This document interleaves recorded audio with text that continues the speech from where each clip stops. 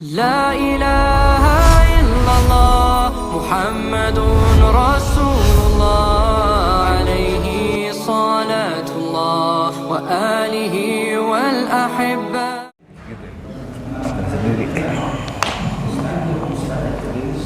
Bismillahirrahmanirrahim. Assalamualaikum warahmatullahi wabarakatuh.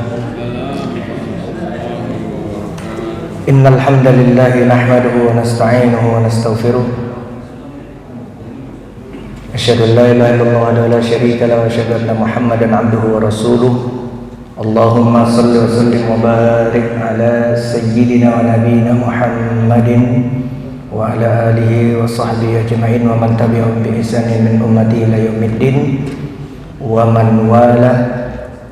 Thumma amma ba'du, ya ayyuhalladzina amanu taqullaha haqqa tuqatih wa la tamutunna illa wa antum muslimun. Jamaah Masjid At-Taubah Villa Pamulang yang dimuliakan Allah, mari kita awali dengan basmalah. Bismillahirrahmanirrahim. Syukur kepada Allah.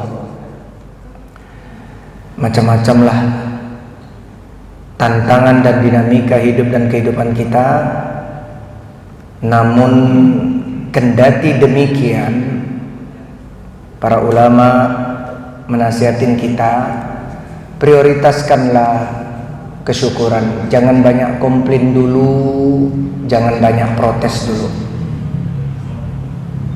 terhadap fenomena dan realita kehidupan ini.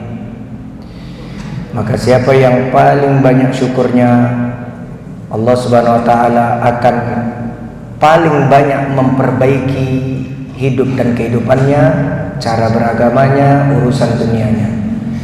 Mari kita ucapkan kalimatus syukri hamdalah, alhamdulillahirabbil alamin, alhamdulillahilladzi bi ni'matihi tatimmus shalihah.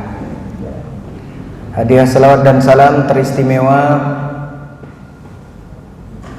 kita persembahkan kepada Nabi Muhammad sallallahu alaihi wasallam, untuk keluarganya, para sahabatnya, zurriyahnya dari dulu sampai sekarang. Mudah-mudahan Allah akan mencurahkan rahmatnya lahir batin dunia akhirat untuk kita, keluarga kita, jamaah kita, warga kita. Dan di akhirat nanti, di hari kiamat di padang mahsyar, kita berkesempatan besar akan memperoleh asy-syafa'atu al-uzmatu, doa pembelaan, pertolongan pasang badannya Nabi Muhammad sallallahu alaihi wasallam. Mudah-mudahan kita semua termasuk yang akan ditolong habis-habisan oleh Nabi Muhammad sallallahu alaihi wasallam nanti di akhirat. Amin ya rabbal alamin.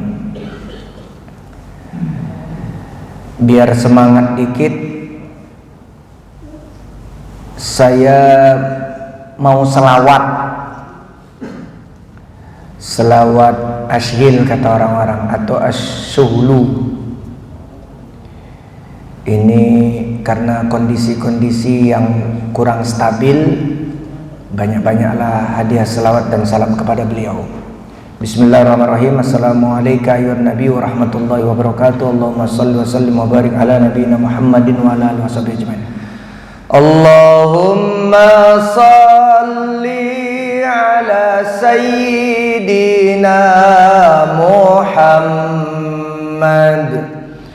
wa ashghilil zalimin bil zalimin. Allahumma salli ala sayyidina Muhammad wa ashghilil zalimin bil zalimin wa akhrijna min bainihim salimin wa ala alihi wa sahbihi wa sallim.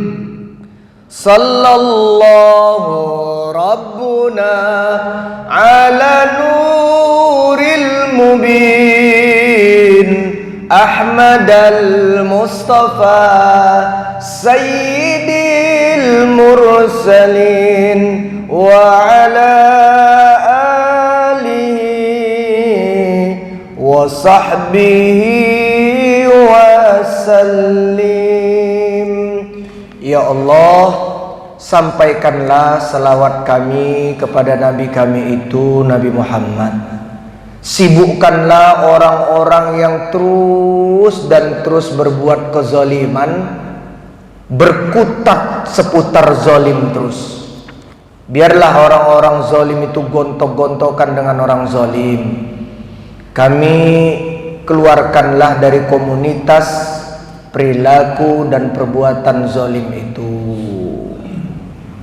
Itu maksudnya selawat asyhil itu ya.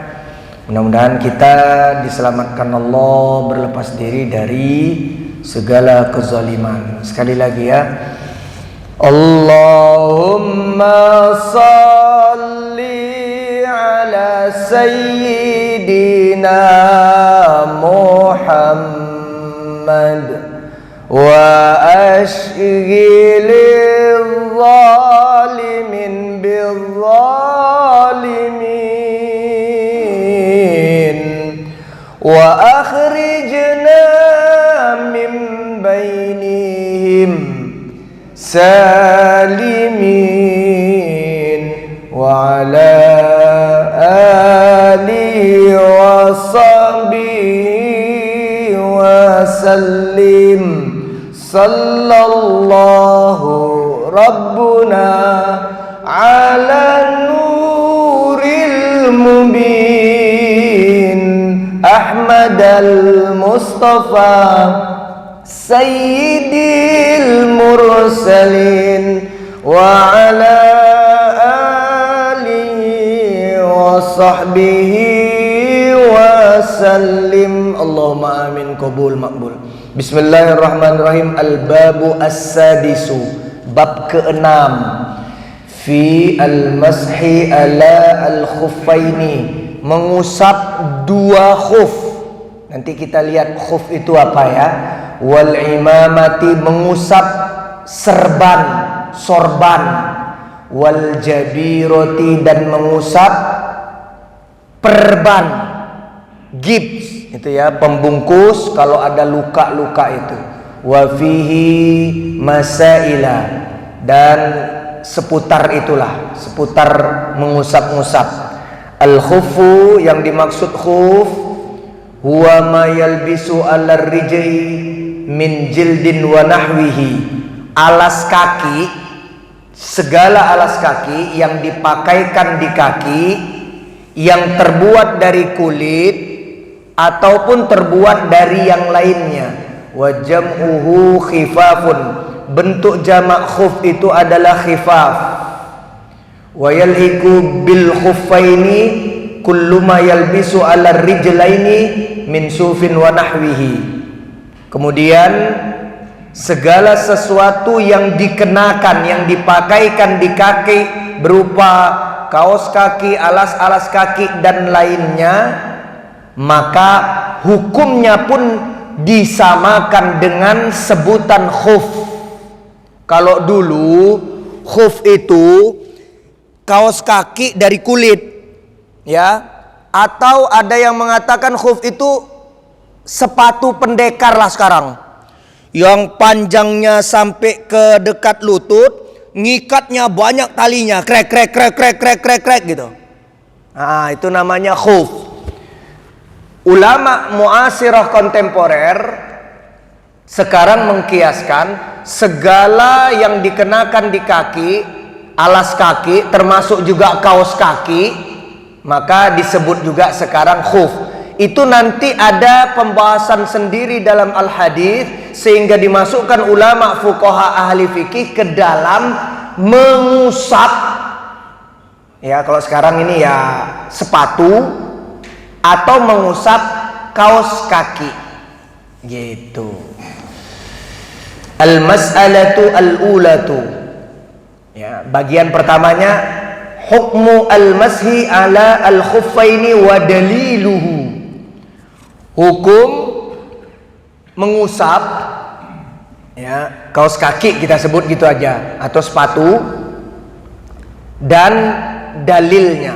Ini maksudnya mengusap apa, kita lihat nanti ya. Jadi al-mashu 'alal khuffaini jaizun bittifaqi ahli sunnati wal jamaati. Namanya mengusap khuf, kaos kaki atau sepatu. Ini umumnya sepatu ya, alas kakinya. Kalau sendal itu bisa dilepas soalnya, maksudnya agak mudah dilepas.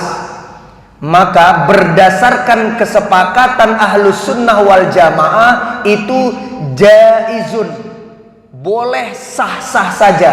Wa huwa rukhsatun minallahi azza wa jalla, dan itu bagian dari keringanan yang Allah berikan ya kepada hambanya, takhfifan minhu ala ibadihi, yang mana itu akan meringankan nanti buat hambanya, wa daf'an lil harji wal masyaqqati anhum, sehingga menepis kesulitan dan kepayahan terhadap hamba tersebut. Wa qad dalla ala jawazihi as-sunnatu wal ijma'u. Nanti kita dapatin dalilnya dari al-hadis dan bersepakatnya para ulama bahwa ditemukan dalil-dalilnya. Begitu. Amma as-sunnatu, sedangkan dari al-hadis, faqad tawatarut al-ahaditsu as-sahihatu, akan ditemukan banyak sekali riwayat hadis yang sahih ala thubutihi anin nabi sallallahu alaihi wasallam min fi'lihi wa amrihi bidzalika wa tarkhisuhu fihi, yaitu itu perbuatan nabi, itu perintah nabi ya, dan itu termasuk juga rukhsah atau keringanan di dalam ajaran Islam ini. Wa qala al-imamu Ahmadu Ibni Hambalin rahimahullah ta'ala, salah satu ulama pakar hadis sekaligus pakar fikih, yaitu Imam Ahmad bin Hambal, muridnya Imam Asy-Syafi'i Muhammad bin Idris, wafat tahun 241 Hijriah. Sekali waktu dia pernah berkata, laisa fi qalbi minaz mashi syai'un, tidak ada sedikit pun keraguan dalam hatiku berkenaan dengan mengusap-ngusap alas kaki ini. Fihi arba'una haditsan anin Nabi sallallahu alaihi wasallam, karena faktanya setidaknya didapatin 40 hadis mengenai mengusap alas kaki ini. Begitu kata Imam Ahmad. Imam Ahmad itu punya kumpulan kitab hadis namanya Musnad Ahmad. Itu Imam Ahmad menghafal setidaknya 1 juta hadis. Dan dia komentar, kalian ya, murid-muridku atau siapa sajalah ya, janganlah ragu masalah mengusap-ngusap ini, karena hatiku pun, kata Imam Ahmad, selama aku mengkaji hadis-hadis yang banyak ini, setidaknya ada 40 hadis mengenai mengusap itu, dan semua riwayatnya bisa dipertanggungjawabkan bahwa mengusap itu benar-benar ada ya, mengusap khuf itu. Begitu dalam pandangan Imam Ahmad bin Ahmad. Wal muradu biqaulihi, ya, yakni yang dimaksudkan Imam Ahmad itu adalah laisa fi qalbi adna syakkin fi jawazi, bahwa hatiku tidak ragu sedikit pun mengenai bolehnya mengusap alas kaki ini. Itu. Kemudian ada lagi seorang ulama di era tabi'in, wafat tahun 110 Hijriah. Beliau adalah Al-Hasan Al-Basri. Ya, hidupnya di Basrah, Kufah, sekarang itu Irak. Haddatsani sab'una min ashabi Rasulillah sallallahu alaihi wasallam. Setidaknya ada 70 sahabat yang telah meriwayatkan kepadaku, kata Al-Hasan Al-Basri, annahu masha 'alal khuffaini, bahwa boleh ya, boleh mengusap alas kaki. Wa min hadhihi al-ahadithi, termasuk hadisnya hadithu Jarir bin Abdullah radhiyallahu anhu qala, sebagaimana yang diriwayatkan oleh sahabat Jarir bin Abdullah, Ra'aitu Rasulullah sallallahu alaihi wasallam bala. Sekali waktu, kata Jabir bin Abdullah, saya pernah menyaksikan langsung Nabi sallallahu alaihi wasallam buang air kecil. Tsumma tawaddoa, kemudian Nabi berwudu. Wa masaha ala khuffaihi, dan ketika membasuh kakinya Nabi cukup mengusap kedua khuf beliau. Sahih, diriwayatkan oleh Imam Muslim. Juga diriwayatkan oleh Al-Imam Al-Bukhari. Kalau Imam Bukhari dari sahabat Al-Mughirah, kalau Imam Muslim tadi dari sahabat Jarir bin Abdullah. Kemudian ada seorang ulama berikutnya, namanya Al-A'mas. Ini termasuk di era tabi'in, wafat tahun 147 Hijriyah. A'mas namanya. Dia pula mengatakan, A'mas bin Ibrahim, kana yu'jibuhum hadzal haditsu. Jadi A'mas mengatakan para ulama sangat kagum dengan hadis ini. Li'annal islama jariri kana ba'da nuzulil ma'idati, yakni ayatil wudu'i. Karena Jarir bin Abdullah itu masuk Islam sebab turunnya surat Al-Maidah yang membahas tentang wudu. Gara-gara turunnya ayat itu, surat Al-Maidah, nanti di awal-awal juga itu tentang wudu, maka Jarir bin Abdullah pun terkesan. Dia mikir gini, kalau Muhammad dan pengikutnya itu aneh, segitunya ajarannya sampai membersihkan badan, beristinja cebok, segalanya dibahas dengan rapi. Akhirnya Jarir pun ketika turunnya surat Al-Maidah yang membahas tentang wudu, nanti di situ juga ada tentang tayamum, tentang mandi junub, dia pun menyatakan Islamnya. Dan sebab itulah para ulama pun terkesan. Ya subhanallah, begitu mulianya ajaran Islam ini, hanya gara-gara bersih-bersih badan ada manusia bernama Jarir bin Abdullah menyatakan Islamnya. Begitu. Wa qad jama'a al-ulama'u, maka bersepakatlah para ulama min ahli sunnati wal jamaati, dari kalangan ahlus sunnah dan jamaah, ala masyru'iyatihi, tentang disyariatkannya mengusap dua alas kaki kita fis safari wal hadari lihajatin aw ghairiha, baik kita dalam keadaan safar atau kita berada di rumah kita sendiri, ada keperluan maupun tidak ada keperluan. Jadi singkat cerita demikianlah, juga boleh mengusap kaos kaki. Wa kadzalika yajuzu al-mashu 'alal jawaribi, boleh kita ngusap kaos kaki, yaitu yang dikenakan di kaki kita, baik itu terbuat dari kulit, dari bahan-bahan fabrik yang lain, kain dan yang semisalnya, begitu. Kemudian selanjutnya al-mas'alatu ats-tsaniyatu, bagian kedua, syurutul masyi 'alal khuffaini wa ma yakumu maqamaha. Jadi syaratnya kita boleh mengusap khuf, dan sesuatu yang setara fungsinya. Jadi ada syaratnya. Yang pertama,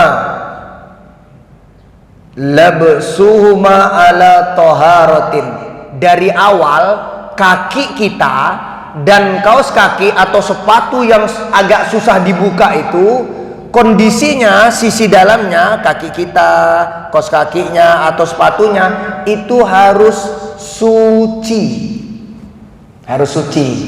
dari awal Nah, ini berdasarkan riwayat dari Al-Mughirah, sahabat Al-Mughirah, nanti diriwayatkan oleh Al-Imam Al-Bukhari dan Muslim. Jadi memakai keduanya, yaitu kedua khuf, sekarang kaos kaki sekaligus sepatunya, itu keadaannya suci. Gini riwayatnya, kuntu ma'an Nabi sallallahu alaihi wasallam fi safarin, sekali waktu aku pernah menemani Nabi bepergian, kata Al-Mughirah. Fa ahwaitu, maka aku menunduk, ya, menundukkan badan, li anzi'a khuffaihi, untuk membantu melepaskan alas kaki Nabi. Faqala, namun Nabi bersabda, da'huma, biarkan saja, nggak usah kamu lepas. Fa inni adkhaltuhuma tahirataini, karena waktu aku makainya Mughirah, kakiku udah itu keadaan dalam dari kedua khufku ini suci. Famasaha alaihima, maka Rasul SAW cukup mengusap kedua khufnya saja, bagian atasnya nanti yang diusap, bukan bagian dalamnya. Itu yang pertama syaratnya. Yang kedua, ya, syarat yang kedua, satruhuma limahallil fardi, keduanya, ya, kedua khuf itu menutupin bagian wajibnya, yaitu bagian dari kaki, bagian dalam kaki itu kan dibasuh itu sampai kedua mata kaki, ya, dan kedua khuf ini menutupin. Jadi khuf itu ada dua model zaman dulu. Ada sepatu panjang yang talinya itu silang-silang sampai ini. Ada juga, ya, kaos kaki kulit yang, ya, di atas mata kaki dikit lah, gitu. Itu khuf dulu. Ya kalau sekarang yang kayak saya pakai inilah, nih kaos kaki udah gitu. Kalau dulu rata-rata dari kulit, bukan dari kain atau fabric, ya. Nah, gitu. Namanya khuf itu. Jadi dia menutupin, sangkinkan itu keringan dan dari Allah. Ya, yuridullahu bikumul yusra. Dalam surat Al-Baqarah ayat 185. Ajaran Islam ini Allah kehendakin mudah semuanya. Wala yuridu bikumul usra. Allah nggak mau nyusahin. Jadi udahlah pakai kaos kaki, pakai sepatu diikat-ikat, nanti pas mau wudu buka dulu sepatunya, lek, buka lagi kaos kakinya. Ya, udah gitu basuh, pasang lagi gitu. Itu sendiri Allah menganggap, wah ini nyusahin hambaku, udah cukup diusap saja, gitu ceritanya. Ya, cukup diusap saja, walaupun, ya, sisi dalam yang harus dibasuh tadi, kalau kaki kan dibasuh aslinya, tidak diusap. Ya, berdasarkan surat Al-Maidah, kalau kaki sampai kedua mata kaki itu harusnya dibasuh, disiram, membawa air, bukan diusap. Yang diusap dari 4 anggota tubuh ketika wudhu cuma kepala aslinya. Kalau kedua tangan sampai siku, wajah, kaki itu dibasuh, bukan diusap, pakai membawa air, gitu ya. Kalau kepala diusap, gitu. Nah tapi, ya, mau safar mau enggak, sebenarnya boleh cukup mengusap, ya, kalau sekarang kaos kaki begitu. Itu syarat yang kedua, ya. Jadi keduanya, ya, khuf itu menutupin bagian wajib, yaitu bagian dalam kaki sampai kedua mata kaki untuk dibasuh. Maka bila sebagian dari tempat yang wajib dibasuh tersebut tampak itu maksudnya kelihatan.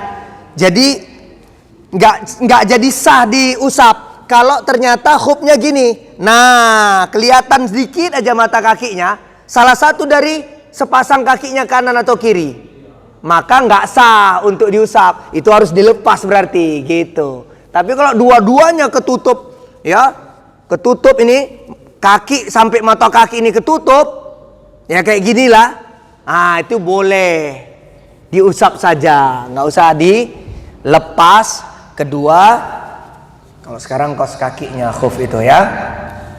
Yang ketiga, kedua khuf itu statusnya mubah, ya, mubah itu boleh dikenakan. Jadi yang ketiga itu ibahatuhuma, statusnya mubah, sah digunakan.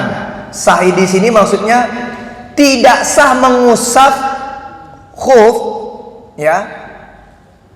Fala yajuzu al-mashu alal maghsub. Kita gasap punya orang. Gasap itu adiknya mencuri. Gosop. Adiknya mencuri. Apa sih bedanya mencuri dengan gosop? Kalau gosop itu dia tidak ada niatan memiliki, ya, make doang punya orang tanpa izin, tapi nggak bakalan dimilikinya, nggak bakalan diambil. Itu namanya gosop. Kalau di pondok itu namanya gasap. Jadi misalnya gini, maaf ini ya, itu kan banyak sendal-sendal, ya di situ juga, terutama di sini dah, banyak sendal. Kita mau ke kamar mandi, kita pakai itu, ya, sembarangan, bukan sendal kita. Itu gasap itu. Sebenarnya nggak boleh itu. Kecuali yang jelas-jelas itu sendal-sendal masjid, ada tulisan kan, atau yang memang digunakan. Walaupun cuma segitu doang tuh. Dari sini menuju tempat wudhu atau kita mau buang hajat, itu nggak boleh sebenarnya.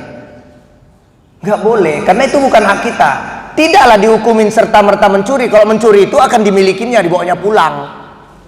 Dibungkusnya gitu, pakai plastik hitam biar nggak ketahuan. Nah, gitu ya.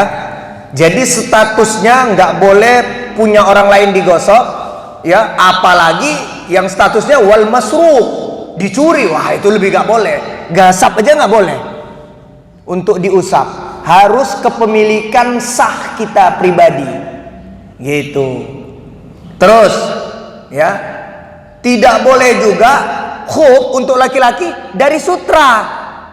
Kan laki-laki nggak boleh pakai sutra kalau nggak ada kepentingan kesehatan.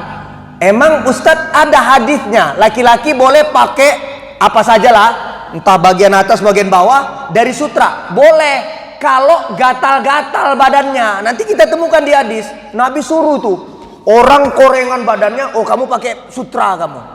Kalau bisa sutra original. Wah, itu obat gatal-gatal. Laki-laki hanya boleh pakai sutra kalau badannya gudikan. Termasuk kakinya korengan, pakai kos kaki dari sutra. Nah, kalau tidak ada kepentingan, kita pakai kos kaki dari sutra. Kita selain dosa, juga hukumnya nggak sah. Nggak sah. Karena memang nggak boleh laki-laki pakai sutra dan pakai emas. Ya. Kenapa? Tadi gasap, apalagi mencuri, pakai sutra, ya, maksudnya kos kaki, ya, itu tidak boleh karena li'anna labsahu maksiyatun. Sebab memakai yang tadi, yang digasap, apalagi dicuri, pakai sutra, itu bermaksiat, artinya nggak boleh, haram, gitu, melanggar aturan Allah gitu. Oleh karena itulah menyebabkan tidak boleh, ya, kita mengusap. Misalnya pakai kos kaki orang yang kita colong atau kita ambil tanpa izin, tapi bakal dikembalikan sih. Cuma sementara itu kita diam-diam gitu. Nah, itu namanya gasap. Ya, jadi nggak sah itu. Ya, maka mengusapnya dianggap tidak sah. Nah, terus yang keempat, toharatu ainihima. Bahannya khuf itu suci. Jadi tidak sah mengusap khuf yang terbuat dari bahan najis seperti keledai. Ya, keledai itu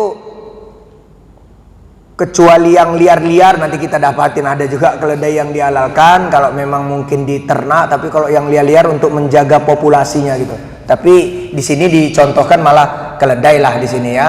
Jadi hewan-hewan yang haram walaupun disamak itu, misalnya khufnya dari kulit buaya, kos kakinya gitu, atau sepatunya. Buaya kan haram karena dia binatang buas, bertaring, ya, kukunya tajam, nanti di awal-awal surat Al-Maidah itu juga. Maka nggak sah, kita pun nggak boleh sebenarnya. Ini ulama kontemporer sekelas Syekh Yusuf Qaradawi itu kita nggak boleh loh pakai misalnya gesper dari kulit buaya gitu, nggak boleh ya. Pokoknya yang sepatu ya rata-rata kan dari kulit buaya lah biar keren gitu. Jadi jangan yang dari kulit-kulit haram gitu ya, dari hewan-hewan yang haram dimakan, apalagi buas ya. Kemudian yang kelima juga bolehnya ya mengusap dilakukan di waktu yang ditetapkan secara syariat, yaitu untuk yang mukim tidak bepergian bolehnya sehari semalam aja ya, 24 jam. Sedangkan musafir disyaratkan maksimal walil musafiri thalathatu ayamin bilayalihinna. Jadi bolehnya kalau musafir 3 hari gitu. Maksudnya gini, boleh aja ini sekali waktu kita pakai kaos kaki terus di rumah giliran wudu ya kaos kakinya diusap aja gini. Nah, udah sah itu. Tapi kalau di rumah bolehnya berarti 5 waktu sholat doang. Ya, maksudnya sekali 5 waktu. Misalnya subuh tadi, nanti zuhur, asar, maghrib, isya. Dah besok lagi udah nggak boleh. Kalau tidak bepergian. Kalau safar boleh ya untuk kita mengusapnya sampai maksimal 3 hari ya. Nah, ini 5 syarat ini disimpulkan oleh para ulama berdasarkan hadis-hadis, kaidah umum dan syarat sahnya dalam mengusap 2 khuf ya. Maka kita supaya memperhatikan hal-hal seperti ini ya. Terus gimana tata caranya mengusapnya ya, mengusapnya. Jadi yang diusap adalah dhahrul khuffi, punggungnya. Jadi kalau ini kaos kaki yang diusap sini, dan punggungnya itu namanya diusap tidak bawa air ya. Kalau membasuh membawa air. Zaman dulu kalau membawa airnya 1 telapak tangan atau 2 telapak tangan, ini namanya membasuh. Kalau khuf itu cukup dibasahin telapak tangan, tidak membawa air, terus diusap sebagiannya. Nggak perlu diusap semua punggung ini, kaki ini, gini. Apalagi disiram, ya ngapain kalau disiram gitu, lepas aja kaos kakinya. Orang mau bahas mengusap malah disiram. Kalau disiram ya udah dilepas aja lah kaos kakinya. Gitu ya, sebagiannya aja ditempelkan gini. Mengusapnya juga nggak perlu telaten banget. Gini nggak usah, tempel aja sekali. Kanan sekali, kiri sekali, udah. Gitu. Itu minimal ya. 3 kali boleh. 1, 2, 3. Kanan, 3. Seperti kita membasuh kaki waktu wudu. 3 kanan, 3 kiri misalnya. Ya. 1 kali sudah dikatakan wudu, kata Nabi. 2 kali ya itu lebih baik. 3 kali menjadi sempurna. Artinya 1 kali pun sudah sah. 3 kali ya silahkan. Itu tata caranya pula ya. Jadi itu didapatin riwayat hadis At-Tirmidzi dan lainnya. Ra'aitu Rasulullah sallallahu alaihi wasallam ya, Mughirah bin Syu'bah pernah melihat Rasul sallallahu alaihi wasallam yamsahu alal khuffaini, dia mengusap 2 khufnya ala dhahrihima. Jadi bagian punggungnya aja. Kalau waktu itu khufnya Nabi itu sepatu. Jadi yang pakai sepatu misalnya di kantor-kantor, ya boleh juga sekali-sekali lagi kerja gitu kan. Aduh, ini saya uduk, tempat uduknya itu boleh bawa sepatu misalnya. Udah bawa aja sepatunya, pas ini nggak usah dilepas, diusap aja punggung atas sepatunya. Tapi tadi ingat syaratnya, sepatunya sisi dalam ya, sisi dalamnya. Dan kalau kita pakai kaos kaki dan kaki kita itu dalam keadaannya harus suci dulu. Kalau nggak ya buka semua lah jadinya. Harus dilepas semua. Begitu. Tadi kan udah disyaratkan di atas ya. Jadi yang diusap itu punggungnya saja. Terus cerita jangka waktunya juga 3 hari ya, 3 hari untuk musafir, sehari semalam atau 24 jam untuk mukim ya. Karena itu ada riwayat hadisnya, itu Sahih Muslim ya. Jadi Nabi menjadikan syaratnya itu 3 hari untuk musafir berdasarkan hadisnya Ali bin Abi Thalib, dan sehari semalam untuk mukim, riwayat Sahih Muslim. Pembatal-pembatalnya ya, pembatal kalau kita mengusap itu nggak sah jadinya mengusap ya. Yang pertama, kalau terjadi yang mengharuskan kita mandi junub. Kalau mandi junub harus dilepas. Misalnya kita mimpi basah gitu, dalam perjalanan mimpi basah, dinas keluar kota pengen basuh-basuh khuf, ternyata mimpi basah. Nah, kalau mimpi basah harus dilepas itu ya. Itu berdasarkan hadis Safwan bin Asal ya. Jadi kalau ternyata mau mandi junub, dia harus melepas. Terus bagian yang wajib tertutup tadi kelihatan. Nah, tadi udah kita bahas. Enggak semua ketutup. Yang wajib ketutup ya, kalau kaki kan sampai 2 mata kaki. Nah, kayak ginilah. Jadi kalau ada sebagian saja, mau kanan mau kiri, kelihatan mata kaki dikit, ya nggak sah jadinya pengusapan itu. Nggak dianggap jadinya. Berarti harus dilepas kalian. Kenapa? Lah kamu udah kayak gini, udah lepas aja, ngapain kayak gini-gini? Ada soalnya khuf itu nanggung. Kalau di Mekah itu ada loh, jual khuf nanti. Mudah-mudahan semuanya nanti haji dan umroh. Itu ada khuf itu dijual itu di kaki-kaki lima atau di toko-toko. Khuf itu dari kulit dia. Kulitnya agak tipis, agak apa, untuk dipakai sholat itu. Kos kaki sholat lah bahasa kita. Ada itu di Mekah, di Madinah. Nah, ada kadang-kadang yang memang sampai mata kaki gini. Lah ini nggak sah ini diusap. Karena udah kelihatan gini, lepas kalian. Gitu. Tapi ada juga khuf-khufnya yang agak-agak tinggi segini dijual itu. Dia memang khuf namanya itu. Jadi terbuat dari kulit tapi nggak terlalu tebal gitu. Ya, mudah-mudahan pokoknya berangkat haji semuanya lah sebelum meninggal dunia kita ya. Ya, jadi kita ngerasakanlah ini sunnah-sunnah Nabi, ini cerita-ceritanya ya. Itu saja pembahasan khuf kita ya. Nanti selanjutnya kita bahasnya mengusap itu pula ya. Jabirah itu gips ya, atau pembungkus luka atau patah-patah itu. Ini soalnya jabirah ini juga, ini kalau perempuan ini namanya khimar itu penutup kepala perempuan, atau laki-laki pakai sorban yang udah dililit-lilit. Itu juga boleh diusap itu nanti. Boleh diusap, bagaimana syaratnya gitu. Khususnya yang pembalut-pembalut, ini ada hadis riwayat Abu Daud. Sekali waktu segerombolan sahabat itu lagi bepergian ya, lagi bepergian. Ternyata di antara mereka, ini dari sahabat Jabir bin Abdullah juga ini yang meriwayatkan.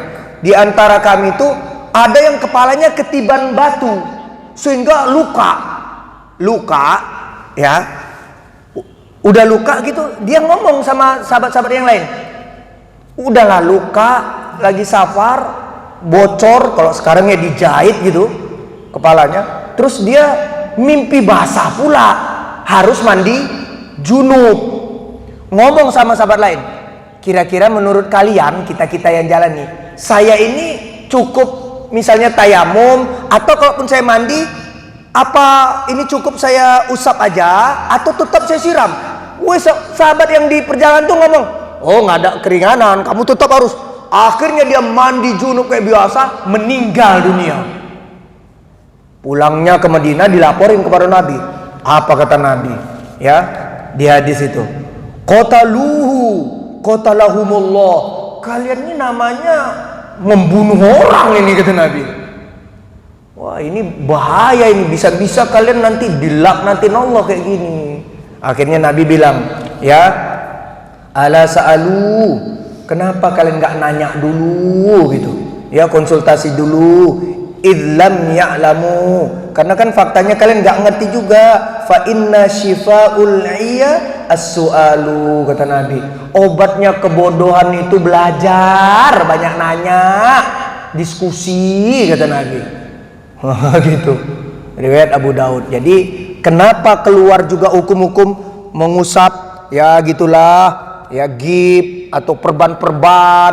Terus kalau orang yang pakai sorban gini ya yang dililit rapi, yang nggak perlu dilepas, misalnya agak susah dilepas, itu juga nanti ada kalanya waktu mengusap kepala cukup sorbannya juga diusap. Perempuan-perempuan misalnya mau wudu ya di tempat umum, dia mau ngelepas jilbabnya, takut kelihatan auratnya, itu nggak usah ditarik dikit gini, digini-giniin, nggak usah, udah biarin aja, ambil airnya, tempelin aja dikit gini, ngusapnya waktu untuk kepalanya, jilbabnya itu digituin aja, itu udah sah gitu ya.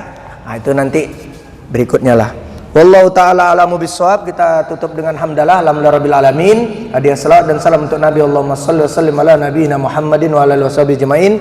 Penutup kajian kita, subhanakallahumma wa bihamdika asyhadu an la ilaha illa anta astaghfiruka wa atubu ilaika wal afu minkum wallahul muwaffiq ila sawa'is sabil. Wassalamu alaikum warahmatullahi wabarakatuh.